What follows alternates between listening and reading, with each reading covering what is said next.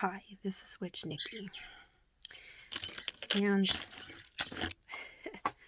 I finished with these, and I did find some little bit of, not really a flaw, but a possible mistake. Let's see if I could show you. Not really, because I dealt with it. But it was in the crocheted part where I had made the knot and then wove it in. Well, I guess through my actions, you see, that's why I like to test something to make sure that it's going to work right if I ever sell it to anybody.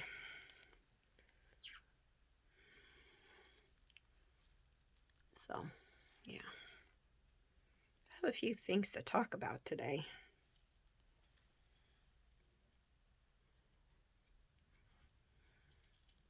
Forgive me for putting my earrings back on. Let's see. So, one thing I was doing, and I wanted to see if it would even work at all. I took this purple wire. This is wire, bending wire for jewelry purposes. And you might remember on the other video I did of this, I said, oh, well, I got some of these and don't know what I'm going to do with. So, and I also have these here, hoop earrings. So I thought what I would do is put these on it, beads, sort of the same similar color, but also have a purple one that I'm getting from my box right here. My box. Okay, so I know that I think people have. That's okay. I'll hold on to it. I know that people have done things like this before. This kind of earring, I don't really like it too much, but I have this and I thought, well, I could use it. So you put it through and then you gotta hassle with fastening it back up. See, I call it a hassle because anything that I gotta work with for too long of a time. So when I started this, I have to remember to hold it up. There we go. There's little teeny tiny holes right here, and I put the wire through the hole and then bent it this way and took the other end and wrapped around it a couple of times, and then I just started putting these beads on it. So that's something I'm working on, but as you know, it's February 1st, 2021. Okay? And, sorry. Sometimes after I do dishes, I find that I might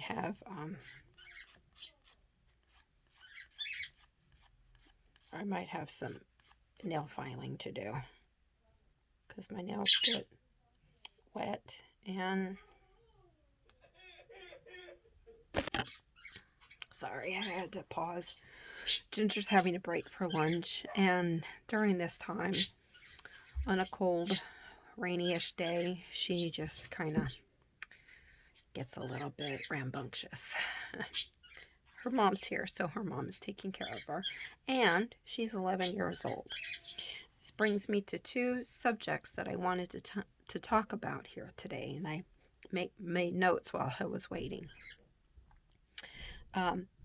Let's go to the second note that I have. You wouldn't have known any different, but actually they're both so important. So I'm going to go ahead and go to number one, it is today, February 1st, 2021, as I just said. And from today all the way through to March 1st is African American History Month, also known as Black History Month. Okay, and it has spread throughout America, Canada, parts of Europe.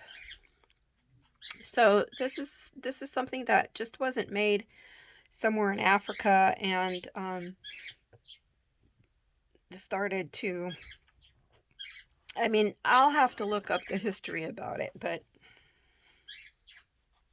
the point I'm trying to make is that we live here. I live in a very, how should I put it? I'm just trying to be honest here. We live in a predominantly Hispanic community. And every time that there's any other cultural experience, cultural event, or anything like that, it just kind of just goes right on by. And, you know, they say that they're pretty diverse here, but I checked on the schedule for the school that Ginger attends here at home, but that she's supposed to attend. And the calendar said nothing about African American History Month or Black History Month. I'm still learning which is better to say, African American heritage or Black heritage. I'm trying to be as respectful as possible here, okay? And that's why we need something to celebrate. And we need to learn from it. How are we going to have unity amongst all people if the communities that, just because there isn't very many Black Americans or African Americans here in this area, do we just tune out? And most of the time that Ginger's gone through, from kindergarten all the way through 5th grade, I always saw on Martin Luther King Jr.'s birthday, they would usually give them a color page to color in, and maybe a little booklet that they would do, little, because they're little kids, they would just do a few words here and there. But it seems like the older they got, the more it just kind of trailed off. And I was realizing that I did not see, hear of, or anything Black History Month. I don't know if they've just kind of forgotten it, because what are we going to do? Because we're all locked up. Okay. We could talk about stuff. That's one thing. But I know that the schools put out a little presentation put out by the PTA and ASB, or I forgot, the student body, president and vice president and secretary and all of that, put out a little video. They could do something to celebrate that. They could maybe on a daily basis bring up some part of something, some fun facts of history. Or, okay, I know that the African American people have not had a lot of fun facts, but I mean, like, scientists, school teachers, and, just any kind of, and the struggles. Have a guest speaker or something. bring some of the African Americans into the school and have them talk. Do a video and have them talk on what is it like to be, um, African American during these times. Because back when, and pretty soon we're going to be having Abraham Lincoln Day and President Day, which is okay, fine. But there was some things that kind of about Abraham Lincoln that you may or may not know that got swept under the rugs. So you need to do your searches and you need to educate yourself on that. That's not what I'm here for. I'm not going to go on and on and on. But yeah, there were actually a lot of American presidents who owned slaves. Look them up. Look it up. Okay. I'm not saying he was one of them, but I'm not going into a big history lesson. I'm just going to say Norwalk, California. Where's the Black History Month events in our neighborhood? If we can't go out, how about some virtual stuff?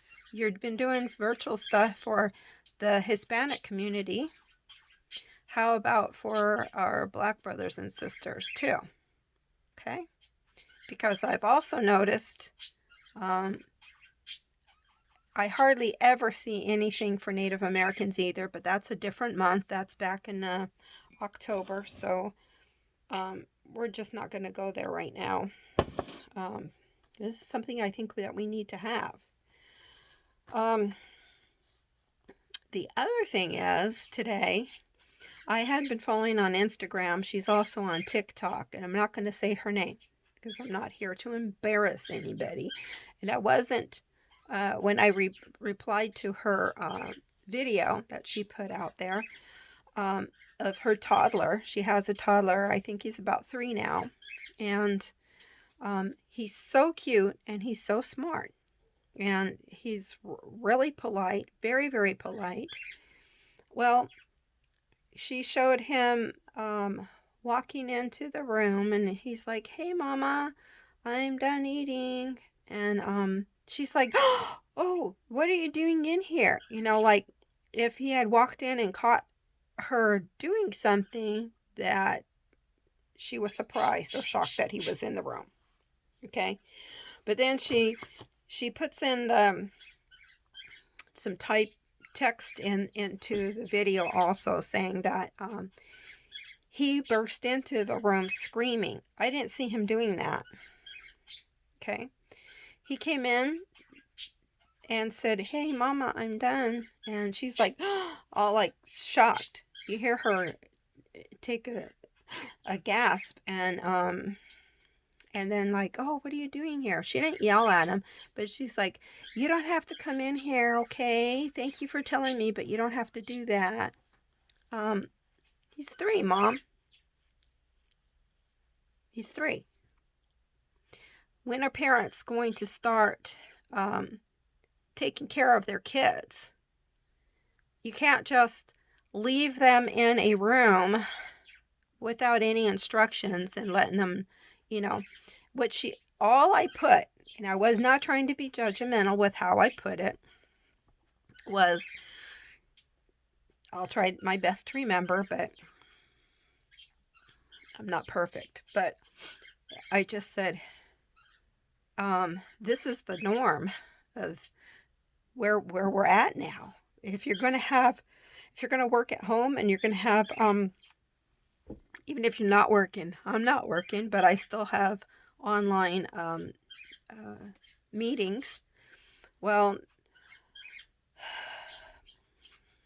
if I had a toddler, I would say, "Hey, Grandma's going to be in the room talking to people on my phone, okay? And it's very important. So when you get done, here's your lunch. When you get done, you can either watch cartoons or and give them some kind of little chore to do, like sorting buttons. Give them a pile of buttons. Well, maybe not buttons, because buttons, they might put in their mouth. But you know what I mean is like maybe socks. Nice and soft, all different color of socks. Take out the box of socks and mix match them. They're usually already mixed matched anyways. But have them sort out socks.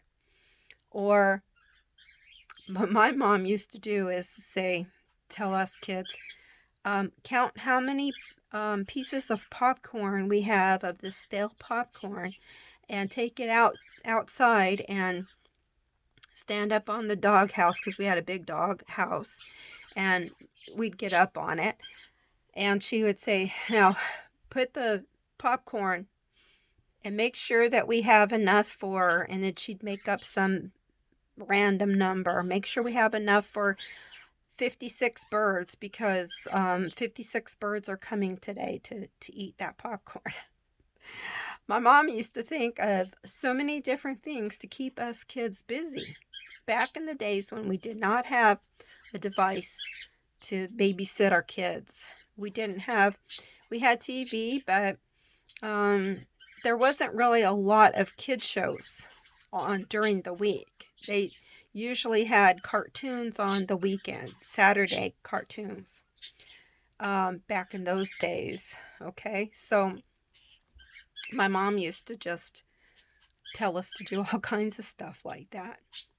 Go collect all the snails you can and put them in this bucket, or something. And we'd be looking around for snails, and then, I don't know what she did with them after that. But, so anyways, there's like so many things to do. And if you're not watching a kid, believe me, here I am to tell you a story that is true.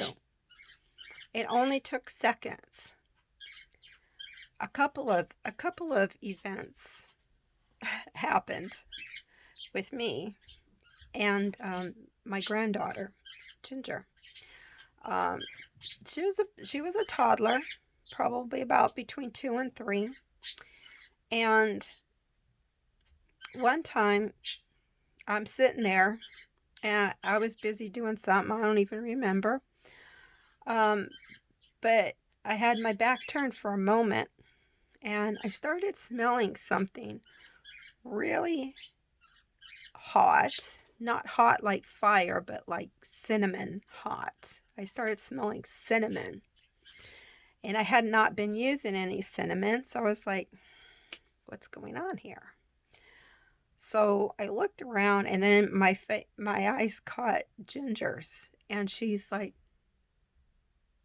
that little blank stare that kids get when they're caught in trouble and they don't know what to do. Okay, well, I smelled. I said, what you been doing? She said, I said, huh? I smell something. Where is it? Where's the, you have candy? Well, somehow, some way, somebody in our family, not me, I'm not a really big candy person, but somebody had given her a box of,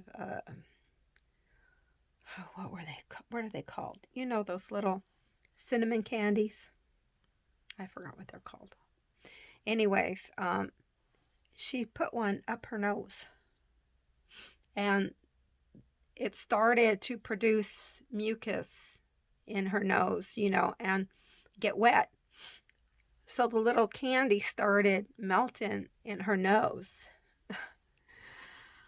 Yeah. As soon as I realized that she had it lodged up in her nose, I started to have like almost a little grandma panic attack. I was like, okay, I think. I do know that if you breathe in, what you breathe in will come down your throat. But I didn't really want it doing that. So I told her, look, Grandma's going to go like this to your nose, and I want you to blow out your nose really hard. Just blow. So I covered her nose, and I told her, okay, blow. And at first she wouldn't do it, but tears were coming down her eyes because it's melting cinnamon inside her nose. One of those not hot tamales, but I don't know. I forgot. Anyways, you know what I'm talking about. And anyways, so finally I got her to do it. I just pressed on her nose, and she just was like trying to breathe, and it came popping out her nose. I think by that time too it had gotten loosened because the reddish candy covering had melted off enough. So I had to kind of wipe her nose and everything, but she was trying so hard not to cry, but her eyes were watering because of the cinnamon. So yeah, that was one. And then we have a cat.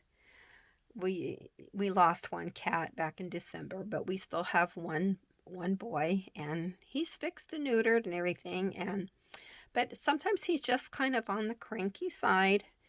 Even back then and even now, he's just that way sometimes, kind of temperamental. And I don't think he's doing anything like an attack, because you have to know cats to know when they're attacking and when they're just kind of being playful and oops, their claws came out or something.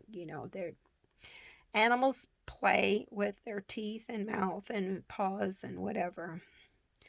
If you have little kids, you need to be watching this all the time.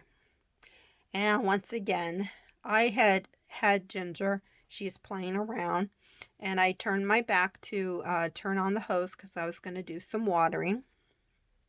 And I don't know if she had just pet him wrong, or maybe the water. I didn't even know that she had found him because she was like around the corner a little bit, and I didn't know that she had found him. So I turned on the water, and maybe it was that frightened him. But when I went over, she's crying, and not a lot, just tears coming out of her eyes, and she's like, boo boo. And I said, okay, where? And I saw on her calf that he had bitten her, and there was blood. It wasn't gushing out, but there was blood coming out. And so I had to take her into the bathroom and stuff, and my first instinct is to clean it. You want to wash water away. You want the blood to come out, because whatever's there, spit, saliva, whatever you want to call it, from the bite is going to be right there. So you need to wash it away. And you don't want to put hydrogen peroxide on it. I think the doctor was telling it could do more damage with it, but I just used plain soapy water and washed it up. Then I thought, I better go into the hospital in the ER room and have it looked at. So I put some gauze and Band-Aid on top of it, and did not show any kind of panic or anything like that.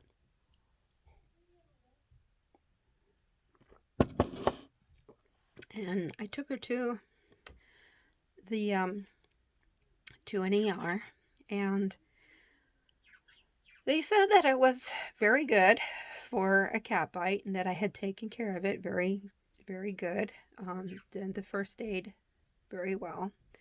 But they needed to, they used some kind of like, I think it's kind of like iodine or something. It's kind of reddish or a purplish solution. They poured it over and then cleaned it out really well, because they wanted to see how deep it was. And it wasn't deep at all. They said, oh, this is fine. This is just superficial, and it's going to heal up just fine. And because they didn't want to, they don't like to have to stitch something like that. But Because one thing, you have to let it, if it's got any kind of germs in there at all, you got to let it drain. You got to let it get rid of it. But, of course, after you've cleaned it up, you keep it covered. That's what we did. Kept it covered. In about a week, it just went away. She still kind of remembers it.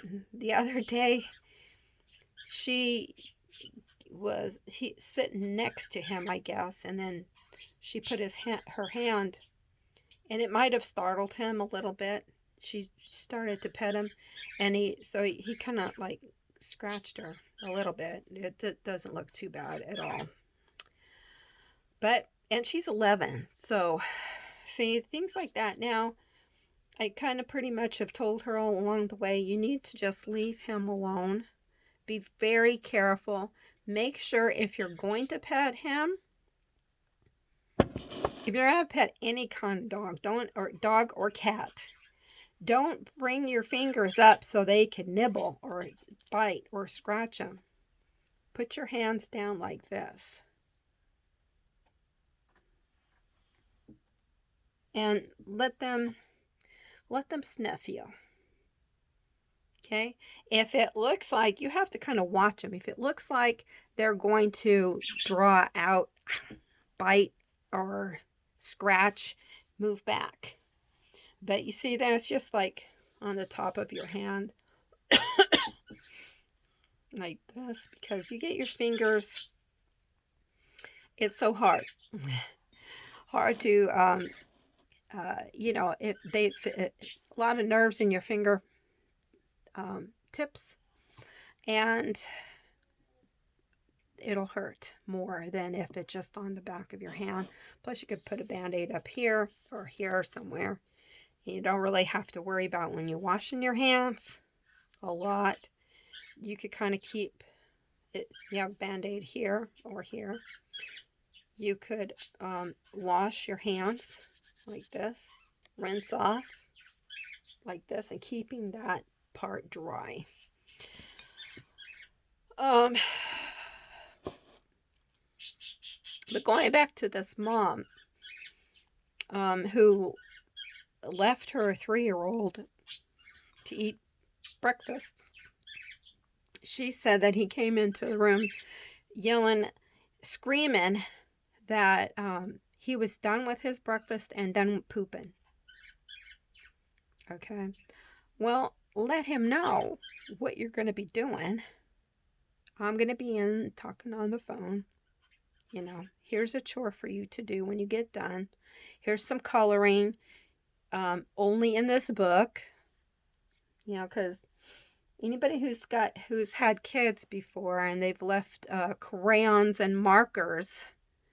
Number 1, don't leave kids unattended with markers. You're going to get markings all over the place. On them, on the walls, on the carpet, on bed sheets, anywhere and everywhere. Okay? So be careful of that. Don't leave your kids unattended with marking pens. The ones that are by Crayola that wash off, I don't know if I have any of those, but I think you know what I'm talking about. This here's a Sharpie. It's probably backwards. Magic marker. Permanent marker. Keep those away from kids, but don't despair. Grandma Witch Nikki, she knows how to get off permanent marker off of skin. Young children will get into those markers. That it's inevitable that sometime in their life they're going to get a marker. Get baby oil. If you don't have that, any kind of vegetable oil that you use for cooking, any kind of cooking oil. Coconut oil is good. Whatever you use for cooking. My mom used to say, if you could put it inside your body, it's good to use for the outside too. We used to do so many home remedies of things. But you take the oil And as soon as you can, I think. If you go like days, it's probably going to kind of set into your skin, but eventually it's going to come off. But with oil, um, Ginger's grandpa used to think it was funny to mark her up and make little pictures and stuff on her feet and arms and stuff, which she later on turned around and started doing it to her mom sometimes, which, well, another story, not mine. So yeah, she'd come to me and she'd show me, Papa, look at Papa. Papa did. Okay, so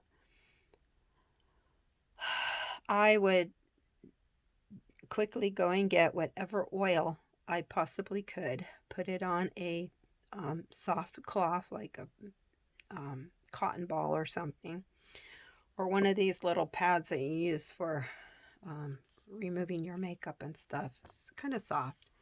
And you just get it with the oil and rub it off. It comes right off. And she would go back in and show, Grandma, look what Grandma did.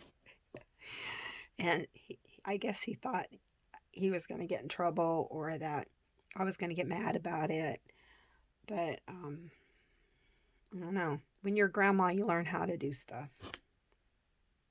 And whether people want to understand that or not, hello. I might not be the smartest person in the whole world, but, I'd like to have some credit for some of the things that I've done that are using my head, intelligent, trying to get things done here. Anyways, I don't know. So that's another thing. So that's about the two things that I wanted to really talk about is that over here in Norwalk, California, it seems that we aren't celebrating in the schools anything for Black American, Black History Month or African American Month. Okay, so some of you African Americans out there want to know why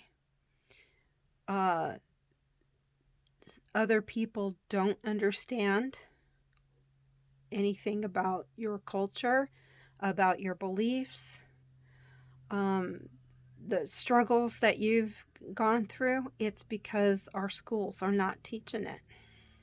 Okay? Let's just bring out the flowery foo-foo stuff and talk about that and hide all the bad, crazy, racist things that people have done throughout history. Let's sweep it under the rug. And I've noticed it about Native Americans too, because there's a lot there. And,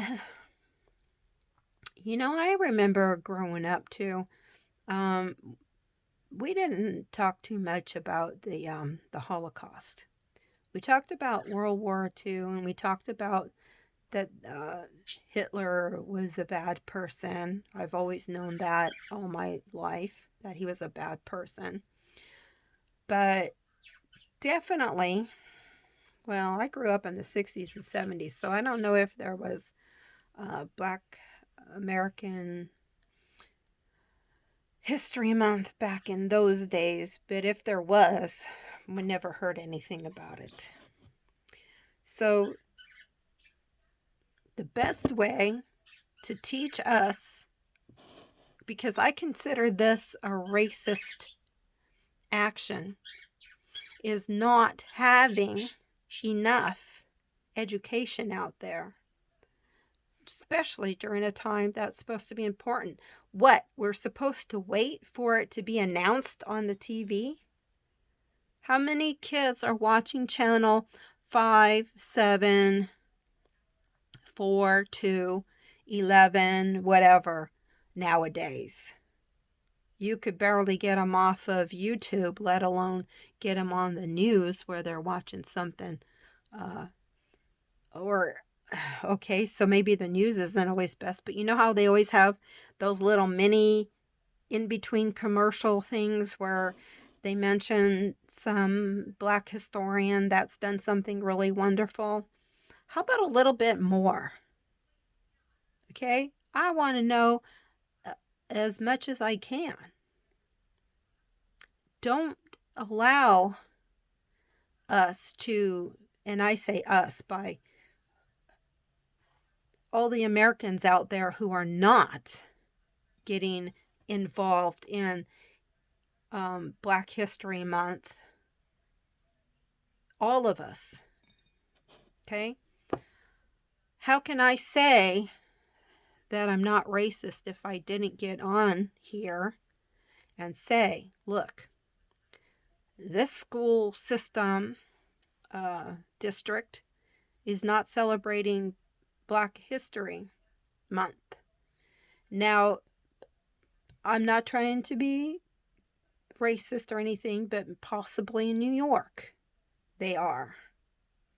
In other Black communities they are. Maybe somewhere in Los Angeles they are. But not out here. Not out here in Norwalk, California. I didn't see anything in the Norwalk La Mirada Unified School Districts on their calendars about anything for Black History Month. So if I walked away from this, if I shut my eyes, I feel that would make me racist. So, and I feel all of the people who are not doing some kind of online event or something to recognize and celebrate Black History Month, they're being racist. If you're waiting for the TV to tell everybody about it, I've started seeing on Netflix, like, I forgot exactly what it's called, but there'll be like TV shows that will be talking about diversity. And they'll have like some African Americans on that show. Or they'll have some Asian people on that show. So I guess we're trying in society as a whole, but I think it's just up to different cities. They're saying there's just not enough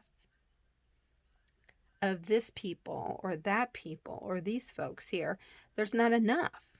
Nobody's going to celebrate it. Bring it on. I want to know. What do we do? What do we do for African American History Month?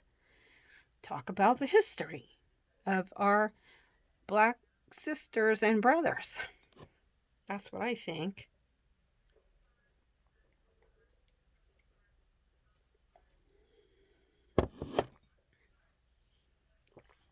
Hey Google, what time is it?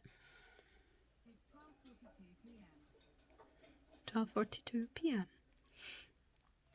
Well, that means I have to get ready for my online meeting that I have. So I'll be talking to you soon. Be open-minded. And what do you know about Black History Month? Let's see what Google has to say about it while we have her on here.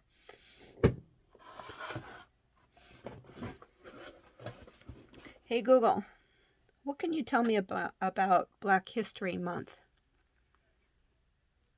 According to Wikipedia, Black History Month is an annual observance originating in the United States, where it is also known as African American History Month. It has received official recognition from governments in the United States and Canada, and more recently has been observed in Ireland, the Netherlands, and the United Kingdom. Hey Google, when was the first observance of African American History Month? According to Wikipedia, Black History Month was first proposed by Black educators and the Black United Students at Kent State University in February 1969.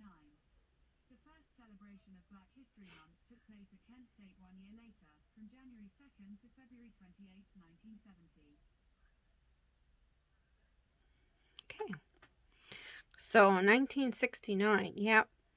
I was still in let's see, middle school.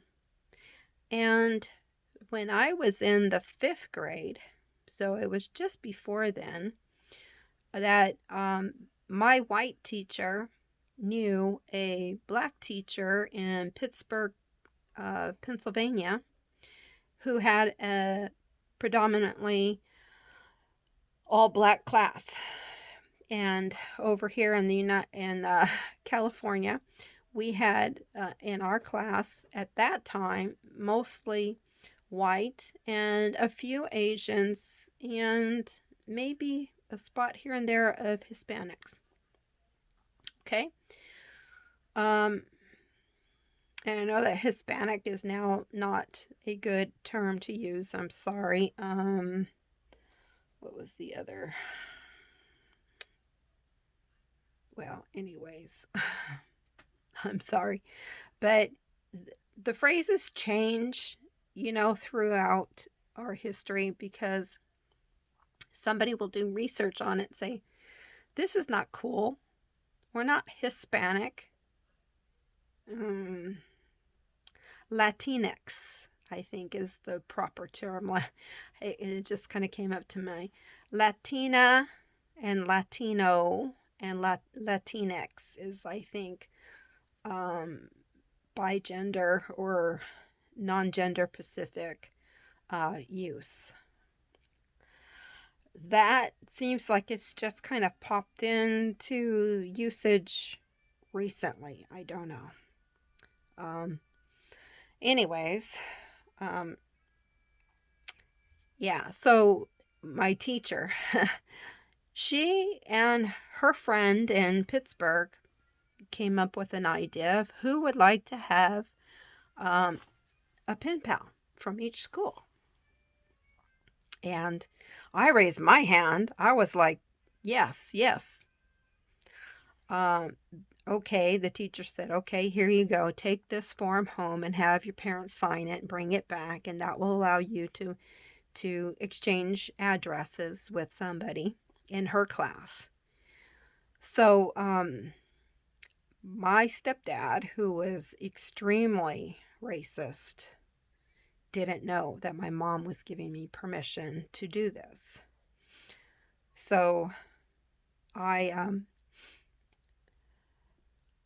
went ahead. She signed it. You didn't have to have both parents. You just didn't. So she signed it. She sent it back, and pretty soon I got a letter from a nice girl named Karen. Why am I laughing? Because it just seems like there are so many things now that so many white Karens, but she was Karen. I'm going to actually say her name because I wish I could speak to her again. Karen Robinson. If you're out there, this is Nikki Trick.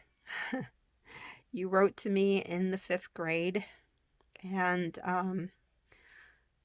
I loved you. I really did.